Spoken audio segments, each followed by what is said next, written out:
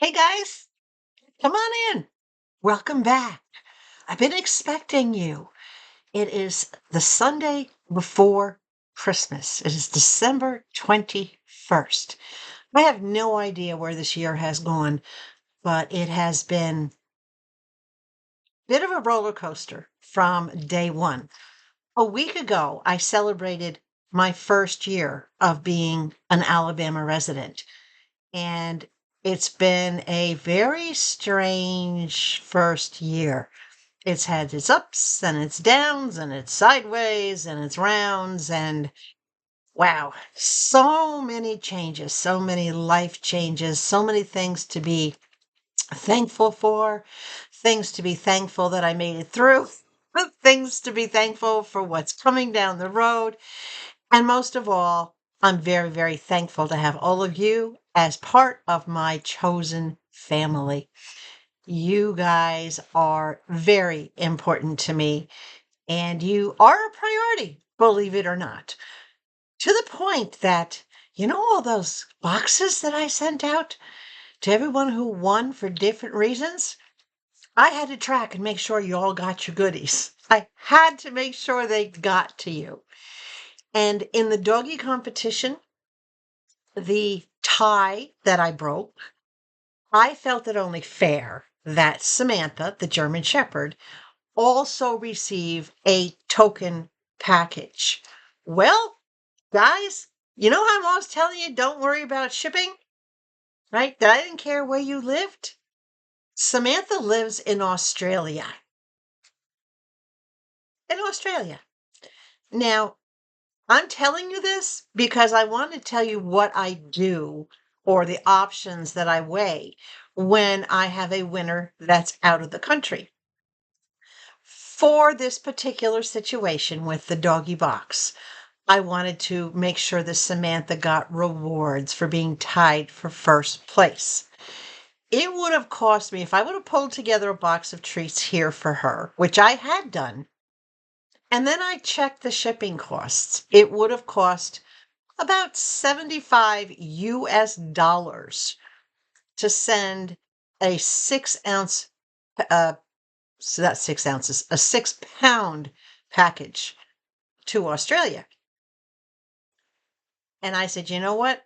I can do better than that for me and for Samantha, because number one, that was a big expense. And number two, it would have taken 2 to 3 weeks to reach this dog.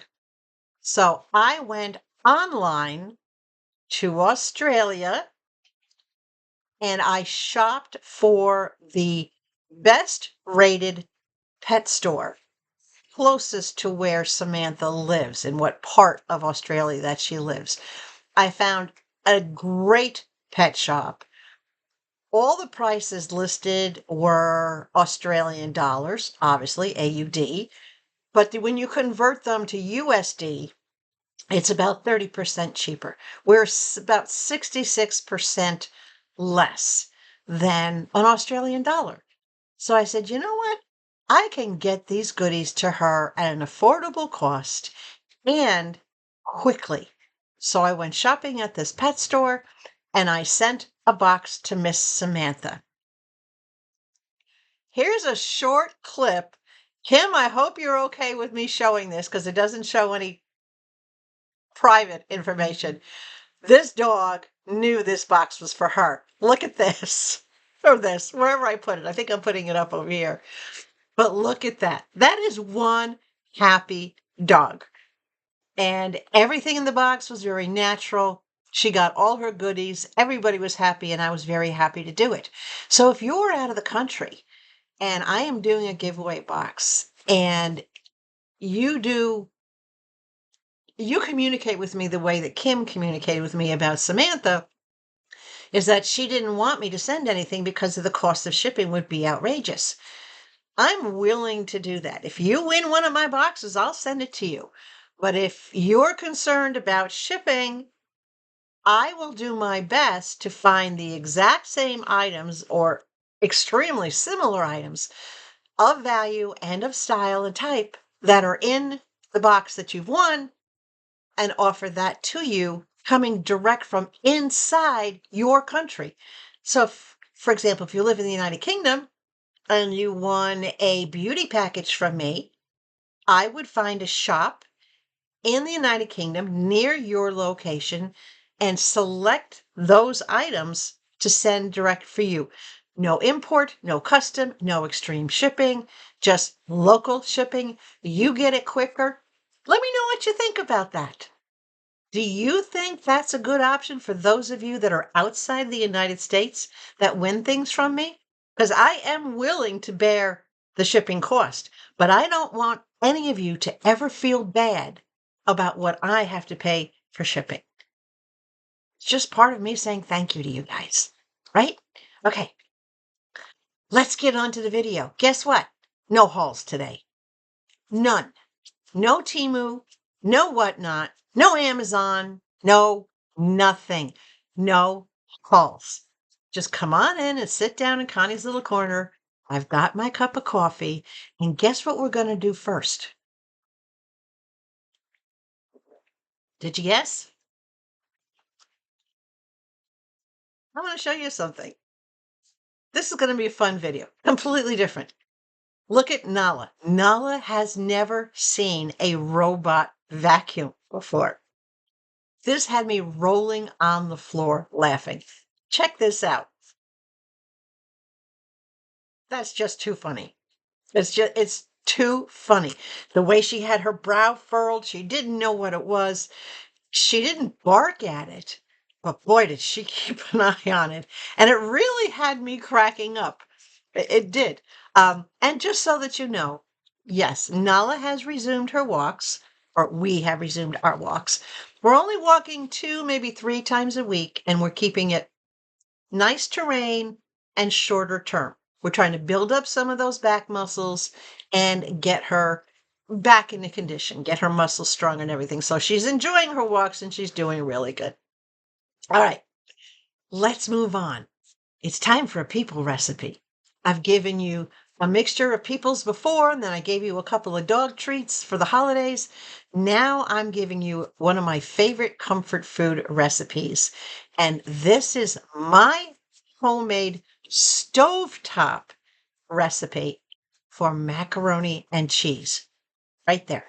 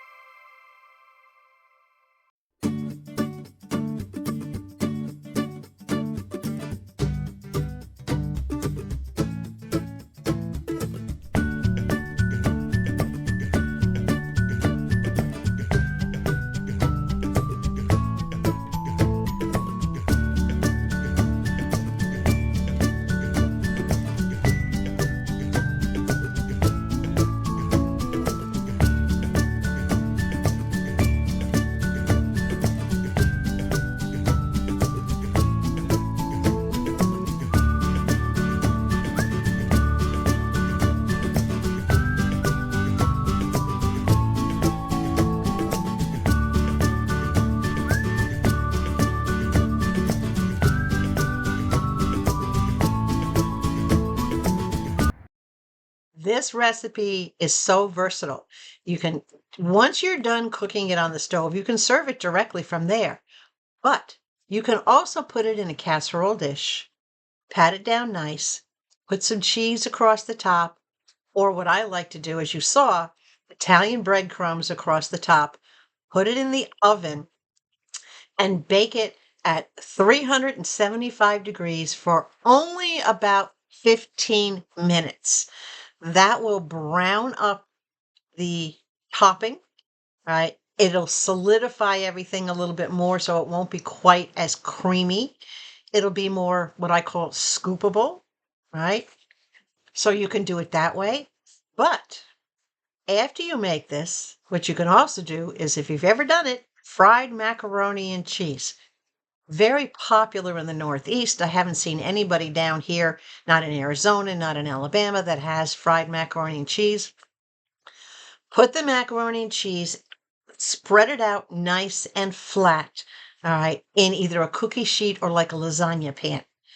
Put it in the refrigerator. Let it get solid. Cut it into pieces and then take it out just as you would any other chicken. Dip it in your egg, dip it in your milk, dip it in your breadcrumbs, put it in your air fryer, or if you have a deep fryer, you can flash fry it. And trust me, it only takes like a minute on, you put it in for a minute one side, you flip it. I'm talking about food, and look at Her Highness paying attention. You flip it over, you brown it up again. You have got amazing side dish or serving dish of fried macaroni and cheese. You can make macaroni and cheese balls. You can make it in any shape that you want to make it. You just have to let it chill enough so that you can mold it and compact it. So many things that you can do with this. It was absolutely delicious. The house smelled wonderful. And I find that with being without heat, I have been cooking a lot more because I've needed the oven to stay warm, and I've needed the heat coming off the stove and the steam to stay warm. On that note, briefly, Friday, the 19th, 2 techs did come and they ripped out the entire old system. And I'm talking everything about the HVA system was removed. The compressor out back, all the line sets, in other words, all the connecting lines and feeds and hoses, everything was ripped out. The internal wall units were removed, completely stripped. Even the mounting brackets for the internal units removed. A whole new system was installed, an upgraded system with new brackets, new heads, new line sets, new compressor. They arrived at about 9 a.m. on Friday. They left at 4. I had heat. It was wonderful for about 12 hours. I woke up yesterday morning at 4 a.m. to a god-awful sound. Y'all know the sound of a fan. You ever have a table fan or a floor fan that when the blade is out of whack, it makes that grinding and tinging sound? That sound was so predominant, it woke me out of a sound sleep, guys. Seriously. And I had to track it down. I shut off the ceiling fan, the sound was still there. I shut off the bedroom wall unit for heat, the sound was still there. I shut off the living room unit, the sound stopped. Okay. I went in the bedroom, I turned that unit on, the sound came back. From that wall. I went outside. Right outside that bedroom wall is where the compressor is, and the noise was ridiculous. I'm surprised it didn't wake all my neighbors. The unit was not level. It was not level this way. It was not level this way. And it was leaning forward so much so that the fan was clinking and clanging inside. Can't run a unit that way. It'll destroy the fan. It could possibly destroy any other components inside of it. So I just shut everything off, went back to bed, moved the space heater into the bedroom so I had a little heat for the night, just went back to bed. In the morning, I went out and I put my level on it. I saw how far out of level this was, and it was out of level this way, out of level this way. There was nothing about it that was level. So I shimmed it. I pushed the top of it back with my hand, and I put some shims underneath it, and I turned the unit on and make sure it wasn't clanking and grinding anymore, so that at least at nighttime, until the techs can come back, at least at nighttime, I can turn it on and have a little bit of heat in the house, and me and my neighbors are not kept awake by that noise, and damages aren't being done to the compressor. So that's what's going on. I'm waiting for the techs to come back, but guess what? They're on Christmas break for the whole week. I don't know if they'll stop in or not beforehand. Hopefully they will. Um, and hopefully they'll get it taken care of. I just feel really cursed. Do you ever have something this thing's like a nemesis? And I know I'm rambling. I'm not going to ramble anymore. All right, let's get into some good stuff. Christmas pictures, holiday pictures. A lot of you have sent me some pictures, and I am just amazed at what I see. I absolutely love it. So I'm going to share all of these with you and just give you a little bit of happy joy. So take a quick peek.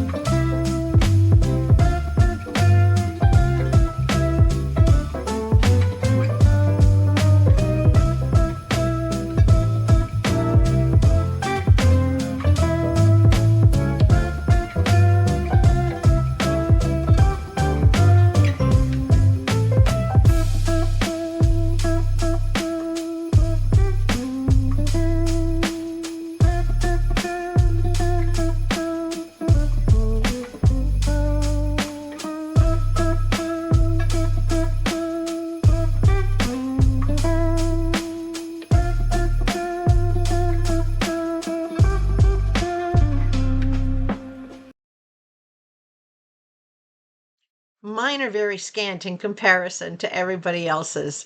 But keep in mind, I came here with next to no holiday decor. I've had to start rounding up new pieces, figure out where I want to put pieces. And as the house progresses over the course of the upcoming year, I'll be able to figure out where I can start decorating inside the house, because I really would like to have at least a tabletop tree like right there in that corner, someplace that I can absolutely enjoy it. But there's going to be some changes coming down the road next year. A couple of the big changes is I'm getting rid of the futon, and I am getting myself a nice oversized recliner. That, and of course, yes, I am keeping my beautiful clam chair. I have decided what I'm going to do with the walls. Now it's just a matter of being able to save up sufficient funds. It's what it comes down to, guys. When you're retired, you have to save it up. So that's coming down the road. I have another recipe that I am actually going to make this afternoon. So if you happen to notice orange in here, and yes, I have my Happy Hallow Thanksmas shirt on, and we've finally gotten down to the Thanksmas part. Halloween, Thanksgiving, and Christmas. And I've got my Christmas glitter on, my Christmas earrings. But as I was saying, part of a Christmas tradition that I have had for myself personally is making cottage pie. Now, a lot of you know it as shepherd's pie. Shepherd's pie, technically, right, has the difference between shepherd pie and cottage pie is the meat. Shepherd's pie is made with either mutton or lamb. That's why it's called shepherd's pie. It comes from the sheep. Cottage pie is pretty much the same idea, except for it's made with beef or poultry. So I will be making cottage pie, but here in the US, most of you know it as shepherd's pie. It's something that it's always been my Christmas Eve meal, and I've done it for years, probably more than a decade or two. And do I tweak it? Maybe a little bit every year. I might do something a little bit different. But again, it's just one of those warm, feel good comfort foods that you have during the winter. And to me, it just speaks holiday. That's just my interpretation of it. So in the next video, which will be on Christmas Eve, you will get to see my recipe for cottage/shepherd pie. We call it shepherd's pie, shepherd cottage pie, shepherd's pie. We'll call it shepherd's pie. All right, you come up with another name for it. That's absolutely fine for me. So that's coming. And last but not least, guys, come here. I did an order from Temu. It's got about 8 or 9 items in it. A little variety, household items. I don't think there's any dog items in it. I think she has enough for now, considering I have 1, 2, 3 packages still sitting here. One from SoldBySam, one from SunshineThriftd, and one from DivaDog. So at least 2 of those we know has things in it for Her Highness. But you'll see those after Christmas. We've done enough of that for now. So for right now, I'm still not shopping at Whatnot. And every once in a while, I just pop in and say hello. I only do Amazon when I need something specific from Amazon, such as the Christmas gift for Mom and Robert, and a little bit of coffee and the stuff that I needed for Her Highness. And she's looking at me like, Mom, you said DivaDog. I know that means treats. She's right here. You guys all know, right? So you will get to see a Temu order, and you will get to see a live. The last thing I wanted to tell you was I was getting ready to do my nails. I was so excited to get to actually get everything together. Look, I got my table set up. Where did I put it? I don't know. Over here. I've got my table set up. Everything I need to do my nail tips and get them ready for Christmas, get them ready for the holidays, and maybe take me through the winter. And I have no nail glue. I could not find any nail glue, not even in my backup supplies. I have nothing to apply my acrylic tips with. I don't even have super glue, because super glue will work if you don't have nail glue. I don't have super glue. I don't have Gorilla Glue. I have nothing. Well, I do have Elmer's glue, but Elmer's glue will not hold on an acrylic tip. I'll tell you that right now. So later this afternoon, well, you know what? Probably Tuesday, because I just got notification from the post office that I have items coming from somebody out there. I don't know who, but I could guess. From another state, but there's a package that just arrived at the post office yesterday for me from one of you. So when I go into town on Tuesday to pick that up, I'll pick up my nail glue, and that'll be my day, picking up the package, doing my nails, so that on Christmas Eve, you'll get to see my nails done. Hopefully, cross your fingers. You'll get to see a little family mail that's coming in, and you'll get the recipe for the cottage pie. I think that'll be enough. I don't think Timo will be here by Wednesday. I highly doubt it. But it'll be short, sweet, and to the point. So in the meantime, I hope you enjoyed this very different little video, that it's brought you a little bit of smile. In case I don't see you again, or you don't see me between now and Christmas, make sure, please, you all stay safe. Have a very, very Merry Christmas. If you celebrate Hanukkah or any other holidays, I hope you have the best possible holidays out there. Don't forget to give this girl and Nala a big thumbs up. Hype this, get it out into the universe, share it, shooting star, whatever you need to do. And if you're not yet subscribed to this channel, or if you left this channel, please come back. Please subscribe. Let's help this channel grow as much as we can. Because your girl, you're never going to see clickbait on my thumbnails. I hope you all know that, right? My thumbnails are as honest as I am. Stay hydrated, guys. Above all else, please stay sweet. Lots of love to everybody during this holiday season, and I will see you in just a few days. Bye.